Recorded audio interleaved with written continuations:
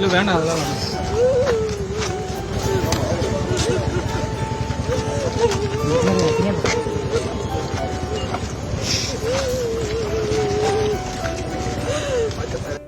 தவேக கரூர் மேற்கு மாவட்ட செயலாளர் மதியழகனுக்கு 14 நாட்கள் நீதிமன்ற காவல் வழங்கப்பட்டதை தொடர்ந்து அவரது மனைவி ராணி நீதிமன்றத்திலிருந்து கண் கலங்கியபடி வெளியேறினார். இதுகுறித்தான முழு விவரங்களோடு இணைந்திருக்கிறார் செய்தியாளர் சரவணகுமார். சரவணகுமார், விவரங்கள்.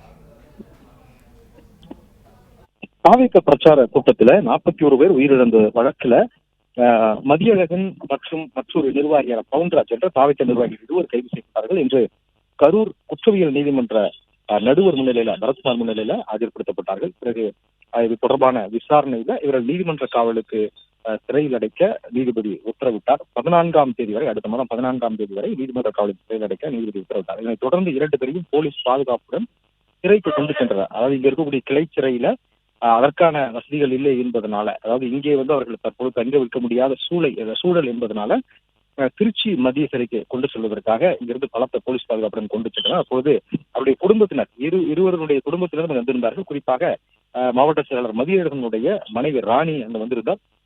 அவரை அழைத்துச் செல்லும்போது, போலீசார் அழைத்துச் செல்லும் போது அவர் நீதிமன்றத்தில் இருந்தே அழுதபடியே அவர் நீதிமன்றத்தை விட்டு அங்கிருந்து வெளியேறினார். அவருடைய குடும்பத்தினர் அதற்கு முன்னதாக தங்களை நீதிமன்றத்திலே அவர்கள் ஒரு முறையிட்டார்கள். தங்களை உரிமையில் பேசுவதாகவும் நீதிமன்ற காவல் நிலையத்தில் முறையாக எங்களை நடத்துவதில்லை என்று கூறியிருந்தார்கள். அதன் தொடர்ந்து நீதிபதியும் அவற்றை ஏற்று அந்த போலீசாருக்கு வாய்மொழியாக சில உத்தரவுகளை பிறப்பித்தார். அதுல இது போன்ற யாரையும் உரிமையில் பேசக்கூடாது, வருபவர்களை கண்ணியமாக நடத்த வேண்டும் மற்றும் துன்புறுத்தல் ஈடுபடக்கூடாது என்று போலீசாரையும் எச்சரித்து அனுப்பினார். இதனை தொடர்ந்துதான் அதற்கு பிறகு இருவருக்குமே அந்த நீதிமன்ற காவல் விதிக்கப்பட்டதற்கான உத்தரவு நகலை கொடுத்து அவர்களை இங்கிருந்து போலீசார் பாதுகாப்புடன் திருச்சி சிறைக்கு கொண்டு சென்றனர்.